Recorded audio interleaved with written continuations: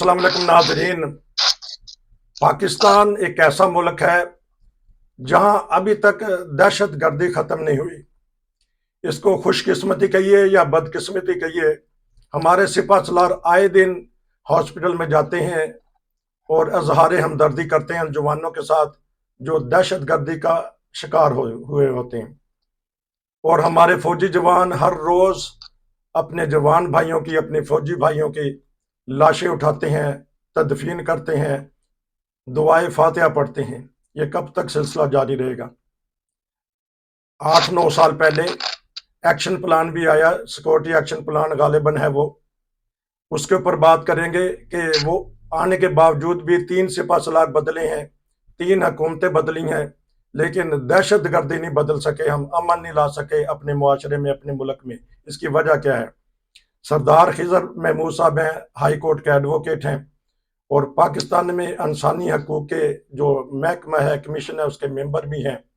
और नाजरीन, एक खुशी की बात है कि हमारी टीम में एक और साथी शामिल हो गए। उनका नाम राना एहसान इलाही ज़हीर साहब है। आज उनसे भी हम गुफ्तगू करेंगे। वेलकम, वो हमारी टीम में शामिल हुए, मैंने कल उनसे सेलेक्ट की। सबसे पहले मैं सरदार साहब के पास चलूंगा। जी अस्सलाम वालेकुम। जी वालेकुम अस्सलाम रहमतुल्लाहि व बरकातहू। हर रोज हमारे सिपह सलार कहते हैं हम जड़ से उखाड़ देंगे दहशत गर्दी को। यही बाजवा साहब कहते कहते चले गए, राहील शरीफ भी कहते चले गए और ये कहते हैं हमें अंदर से खतरा है। तो बात तो वो ठीक कहते हैं, अंदर का खतरा खत्म क्यों नहीं करते? सिक्योरिटी एक्शन प्लान भी बनाया हुआ है, वजह क्या है आए दिन हमारे फौजी शहीद हो रहे हैं? साहब, खतरा अंदर से गरीब आवाम को है, गरीब माँ बाप के बच्चों को जो फौज में है, पुलिस में है, उनको खतरा है। बाकी रियासत की अगर बात करते हैं तो रियासत ने ये खुद अपने पाले हुए लोग हैं, इनमें कोई ऐसी कोई बात नहीं है। जनरल ज़िया के दौर में जब हर बर्तन के अंदर जहर भरा जा रहा था तो दुनिया के हर संजीदा सुलझा हुआ पाकिस्तान के बाशऊर सिविल सोसाइटी इंसानी हकूक के इदारे उस टाइम चीख चिल्ला रहे थे कि आप जो जहर भर रहे हैं ये कल हमारे बच्चों के गले में जाएगा। उसके बाद जहां तक बात है, आप सारी पंजाब के अंदर जो तंजीमें बनी रही हैं, वो सिपा साहबा हो, वो लश्कर मेहदी हो, वो उसके बाद मौलवी साहब के हो, उसके बाद दूसरे हजारों तंजीमें बनी हैं और ये ऐसी आसमान से भी बनी हुई है।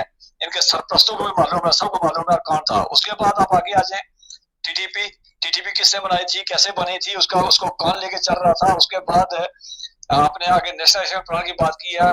एपीएस पे जब हमला हुआ तो उसके बाद हमला आने के बाद फिर एक नेशनल एक्शन प्लान बनाया गया। नेशनल एक्शन प्लान के अंदर उस वक्त एक बेहतरीन जनरल जो है, जिसको मैं सारा क्रेडिट दे रहा हूँ, बाकी किसी को नहीं, एक क्रेडिट दे रहा हूँ जनरल राहिल शरीफ को, कि उसने कम अज कम उस पर काम करना शुरू किया। काफी हद तक मामला जो उसने कंट्रोल भी किए। जो पाकिस्तान के जो ऊपर तैरती हुई जो जो जो जो जुनूनियत थी, जो मुल्कियत थी, जो इनके जो इनको इनके हमायती थे, उनको भी उसमें थोड़ा सा उसने काबू करने की कोशिश की। लेकिन नवाज शरीफ के हटते ही उसके बाद जब नवाज शरीफ की हुकूमत खत्म हुई तो जब दूसरी आए तो आपको याद होगा कि फिर उन्होंने उनके इदारे भी खुलवाए। और उसके बाद मैं नाम नहीं ले रहा हूँ, पता है सबको इदारे। अभी 1 सेकंड पहले जब मैं आपसे बात कर रहा हूँ तो एक टीवी चैनल पे पाकिस्तान के वजीर दफा का बयान चल रहा है कि जिनको ये वही टीटीपी या जिनको दफ्तर खोल के दिए गए थे या जिनको यहाँ पे जो है वो मेन स्ट्रीम में लाने की कोशिश की गई थी। बहुत पुरानी बात नहीं है, ये कोई 2-2.5 साल 3 साल पुरानी बात है। उसके बाद नेशनल एक्शन प्लान बना, उसमें अमलनामा शुरू हुआ। ये अलग बात है कि बदकिस्मती से एक कम्युनिटी को वहां भी निकाल दिया गया, उसके खिलाफ जो है बोलने की इजाजत, उसके खिलाफ जो मन कर रखा है उसके जिम्मा लगा के उसको करने की, उसकी हद तक वो उसको उनको फिर इजाजत दे दी गई, लेकिन ओवर आली है कंट्रोल करने की कोशिश की गई। अब उसके बाद ये जो है जो जिस तरह का आज से 4 साल पहले पेशावर के अंदर आपको याद होगा उस टाइम की जो है तालिबान जब अपने आप को गलत तंजीम जो है तंजीमें जो अपने आप को जब दोबारा वो अपने आप को तंजीमें नो कर रहे थे, उनकी वो मस्जिद में चंदे इकट्ठे करते थे, मस्जिद में उनके खुतबे होते थे। आपको याद होगा इमरान खान की हुकूमत के आखिरी दौर में केपी की असेंबली के मेंबरान में से ने खत लिखा था कि जी सवाए एक के बाकी सब जो है तालिबान को बता दे रहे हैं। और हमने प्रोग्राम किया था कि वो बता जो है डॉलरों की शॉर्टेज इसलिए है कि वो भत्ता डॉलरों में लेते हैं। ठीक तो उसके बाद ताजर वहां से भागे। आपको ये इमरान खान के भाई नजदीकी जो थे उसके वजीर थे केपी के असेंबली में, उन्होंने उसको कहा था कि हमें भत्ते की पर्ची आ रही है, आप भत्ता दे रहे हैं। तो ये सारा वो था, वो छावनियों पे हमले किए। मुझे बताया कि 2 मामला थे, एक पेशावर मामला था बच्चों वाला, जी और दूसरा जीएचक्यू किसी मुल्क का चेहरा होता है। जी जीएचक्यू पे हमला हुआ, जीएचक्यू यरमान लाया गया, जीएचक्यू के अंदर हमारे फौजियों को शहीद किया गया। हमारा जो कामरा में जो एयरबेस है उस पर जब हमला किया गया था, अरबों रुपए का कौम के खून पसीने की कमाई का जो है जहाज तोड़ दिए गए थे। जी मुझे बताएं वो क्या हुआ था, वो लोग कहाँ गए थे, अच्छा क्या उनके खिलाफ एक्शन हुआ था? मैं तो भी इसलिए मैं भी आता हूँ अभी बदकिस्मती से मुझे, मैं एक लफ्ज कर रहा हूँ हूँ। कि मारे गरीबों के जा रहे हैं, लेकिन रियासत की पॉलिसी बयानों के हद तक और है और अमली तौर कुछ और है, वरना किसको मालूम नहीं है कि कौन सी मस्जिद में बैठ के जुमे को जो है वो दी जाती है। अभी आपको याद होगा कि 4 महीने पहले मौलवी अजीज लाल मस्जिद वाला उसने फतवा दिया है कि काला दम तंजीम के लोगों के हाथों या खुद का शमला आवरों के हाथों फौजियों का और पुलिस वालों का मारना जायज है। उसको किसी ने हाथ लगाया, किसी ने पूछा उससे? बहुत दर्दनाता हो, कभी एक पार्क में, कभी दूसरे पार्क में, कभी एक घर में, कभी दूसरे घर में वो घूम रहा है। अभी 1 हफ्ता पहले की बात है, उसकी बीवी नेशनल मीडिया पे कह रही थी कि हमने 60,000 लोग मारे हैं और फौज को समझ आ जानी चाहिए थी। तो वो क्या, वो उसकी बीवी जो है वो हमारी 7, 8, 12, 13 लाख फौज जो है और एटम बम से ज्यादा तगड़ी है, ऐसा नहीं है।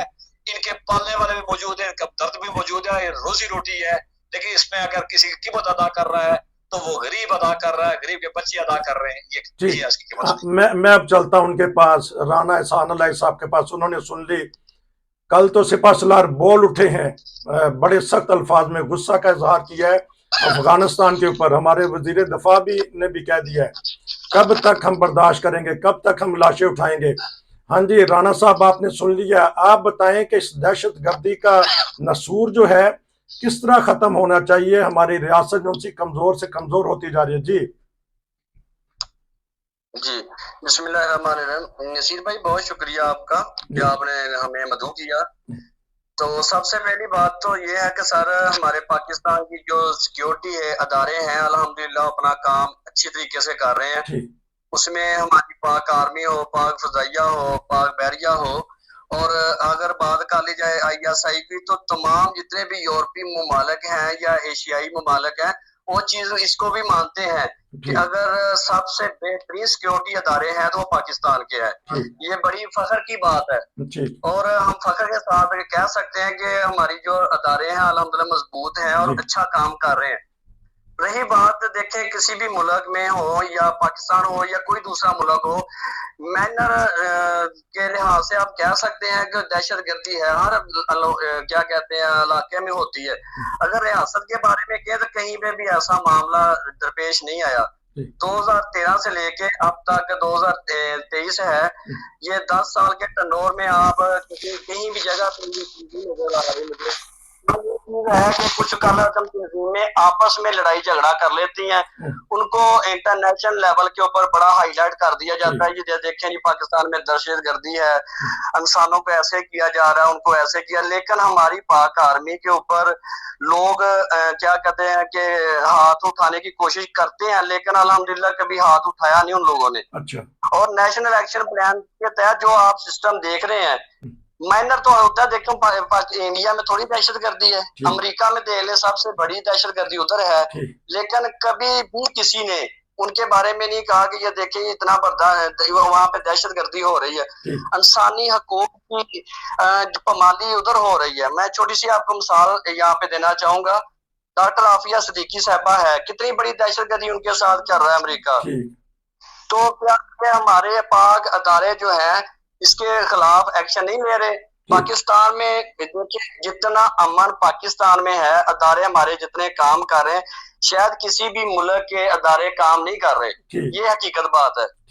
क्या मैनर तो मैनर ही तो हर जगह पे ये मामले चलते हैं, ये उसको अंदरूनी समझ ले या बैरूनी समझ ले आप। अच्छा, मैं सवाल कर लूं, ये जो कोयटा में उन्होंने आके छावनी में घुस के मारा है दहशतगर्दों ने, और ये आलमी मीडिया पे भी आ गया है, पाकिस्तानी मीडिया ने भी दिया है और सिपा सलार भी बोले हैं, तो आपका क्या ख्याल है इस बारे में कि ये दहशतगर्दों ने नहीं किया? सर असल में देखे ना, हर चीज का क्या कहते हैं, दो रुख होते हैं ना, एक फ्रंट होता है, एक बैक होता है। ठीक हम हमेशा क्या कहते हैं, फ्रंट्स को देखते हैं, बैक को नहीं देखते। जब हम गौर करेंगे ना, मैं नहीं समझता कि वहां पे कोई ऐसा मामला होगा, लेकिन हमारे कुछ लोग ऐसे होते हैं जो छोटी सी चीज को लेकर, एक नुक्ते को लेकर बड़ा सा क्या कहते हैं कि दायरा बना देते हैं। ठीक अगर ऐसा मामला भी है, लेकिन अदारों ने फौरी तौर पे कह दिया कि हमने उस चीज को काबू कर लिया, लेकिन हमारा पाकिस्तान में अमन है, सुकून है। ठीक लेकिन मैंने पहले भी फर्स्ट टाइम जो बात की है वो यही की है कि मैनर सी या दहशतगर्दी समझे या इसको थोड़ा सा मसला समझे, इतना तो हर मुल्क में होता है, ये सिर्फ पाकिस्तान में नहीं है। ठीक। अच्छा चलो, मैं अब चलता हूँ सरदार साहब की तरफ। ये इन्होंने, राणा साहब ने कहा है कि ये तो हर मुल्क में होता है, लेकिन किसी मुल्क का सिपह सलार दूसरे मुल्क को धमकी नहीं देता। कल क्योंकि अफगानिस्तान को धमकी दे दी गई है, आया अब कदम भी उठाएंगे या सिर्फ धमकी ही समझी जाएगी? सरदार साहब। देखिए, मैं राणा साहब की बात को मैं एक बात कहूँ कि बात यह है कि अमेरिका और फलां मुल्क की बात हम करते भी हैं और करनी भी चाहिए, लेकिन हम जिस मुल्क में रहते हैं, जो हमारा मुल्क है, जहाँ हमारे बच्चों का खून जो है बहता है, हम वहां की बात करेंगे, हमारा फर्ज भी बनता है। मेरे दोस्त कह रहे हैं कि माइनर सा मामला है। मैं सिर्फ उनको बता दूं कि पाकिस्तान के अंदर, पंजाब के अंदर आप चले जाएं, कोई गली मोहल्ला आपको नहीं नजर आएगा जहाँ फौजी, शहीद फौजियों की नाम की तख्तियां लगी हों, और ये पिछले 10 साल में लगी हुई हैं। इनमें से कोई बंदा इसराइल से नहीं मारा गया, कोई बंदा इंडिया से लड़ता है वो नहीं मारा गया, कोई बंदा किसी फौजी नहीं शहीद हुआ। वो इसी को माइनर कहते हैं। इसी माइनर दहशतगर्दी ने आज से 4 महीने पहले पेशावर में 100 बंदे मार दिए। इसी माइनर दहशतगर्दी ने उसमें बलूचिस्तान के अंदर जो है 100 बंदा मार दिया। ये वो जो माइनर दहशतगर्दी है जो हर हफ्ते 7 से 8 फौजी हमारे खा रही है। और उसके बाद आखिरी नाम पे अगर ये अभी भी माइनर है, तो मैंने कहा कि पंजाब में आप जाके देख लें, आपको हर गली में, हर मोहल्ले में आपको वो शहीद फौजी का बोर्ड लगा हुआ नजर आएगा, और इन्हीं से मारे जा रहे हैं। और उसके बाद अंदर जो आम जो है पाकिस्तान के अंदर जो माहौल, जो इंसानी हुकूक की तंजीमों के शायद दोस्त मेरे को नजर नहीं आई होगी, या शायद नजदीक बैठे हो तो नजदीक चीज धुंधली हो जाती है, इसलिए कि जो देख रहे हैं जिस तरह की चीजें जो सामने आ रही हैं, अगर ये माइनर है तो फिर मैं आफरीन है उसको पे, आफरीन है उस पर। बाकी हमने इदारों की कैपेसिटी पे कोई बात नहीं की, इदारों की कैपेसिटी बिल्कुल अपनी जगह मौजूद है। मैंने कहा पॉलिसी किसकी बनी है, किसकी आशीर्वाद से थी? वो आशीर्वाद जिसने पाले थे, मैंने नाम लिया था उसकी आशीर्वाद से वो चलता आ रहा, और आज भी उनके हमायती मौजूद हैं। मैंने कहा कि वो जो जुमे को जो उसके हक में मैंने नाम लिया, उसने जो दिया, जिसने फतवा दिया, उसके खिलाफ कोई नहीं बोला, इसलिए कि शायद उनके को हमायती मौजूद है। आम अवाम की बात, आम फौजी की बात, आम लॉ एनफोर्समेंट इदारे की बात, आम जो है किसी इदारे की कैपेसिटी पे मैंने बात नहीं की है। वो मरते भी हैं, वही शहीद होते हैं, फ्रंट लाइन पे वही हैं शहीद। लेकिन इसको अगर आप माइनर कहते हैं तो आफरीन है आप पे कि मैं इस पे तो चूंकि फैसला नाज़रीन कर लेंगे, आज इनको मालूम है कि पाकिस्तान के अंदर क्या हो रहा है। इसको रोका जाना चाहिए, इसलिए कि हमारे 6 से 7 फौजी जो है एक हफ्ते के शहीद होते हैं। आप अगर रेशो निकाल के देखें तो ये 6 से 7 अगर साल के निकालें तो आपकी 2 यूनिटें उड़ जाती हैं। इसलिए कि इनको रोका जाएगा, नहीं रोका जाएगा तो फिर क्या होगा? आपने अफगानिस्तान का फल जो है वो लगाने वाले, वो अभी जो बाजवा साहब के साथ वो जो बंदा बात कर रहा था ना, वो वही बात कर रहा था उसका।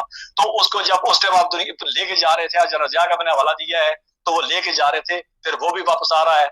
तो वहां से रोज जो है वो मुदाखलत भी होती है, रोज वहां से वो जो मामला, वो चमन देखे, वो तोरखम देखे, वो किसी और जगह पे देखे। तो बाकी अगर माइनर है, मैं फिर एक दफा कहूंगा मेरे दोस्त को कि आफरीन है उन पे, और ये है कि खुदा करे फिर ये माइनर जो है इससे भी कोई माइनर हो जाए। बहुत जबरदस्त के भी इन्होंने, राणा साहब ने बड़ी हमें हौसला अफजा बात बताई है। तो लेकिन अपने हमसायों से हम किस तरह अपना ताल्लुकात दुरुस्त रख सकते हैं? राणा साहब आप बताइएगा, खास तौर पे हमारे कोयटा का बॉर्डर है या हमारा पेशावर का। जी जी जी बताएं सर। असल में ना मेरे भाई शायद माइंड कर गए चीज का, या उनको समझने में मैं समझता हूँ कि समझ नहीं उनको आ सकी मेरी बात की। माइनर का मतलब ये है कि पाकिस्तान में हो या किसी भी अदारे हैं, जितने भी सिक्योरिटी अदारे हैं पूरी दुनिया में, आप देखते हैं कि 10% तो कोई भी नहीं है।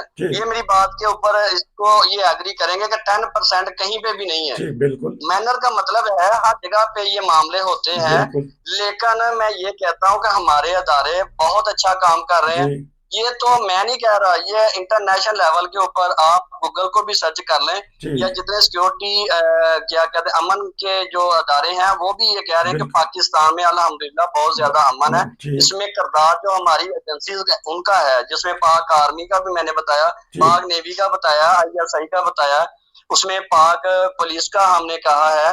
जी तो आप ये जबरदस्त। चीज देखें, माइनर का मतलब आप से हट के दूसरे कुछ लोगों को सोच के देख लें तो वहां पे कितनी ज्यादा दहशतगर्दी है, क्या अच्छा उनको क्यों नहीं कंट्रोल किया जा रहा? जी देखिए जब मेरे ये दोस्त, मैं हमारा बार बार कह इस्लाम रहा अच्छा हूँ, है, ठहरे मुल्क का मामला नहीं है, मुल्क हमारा मुल्क जो है उसका मामला है।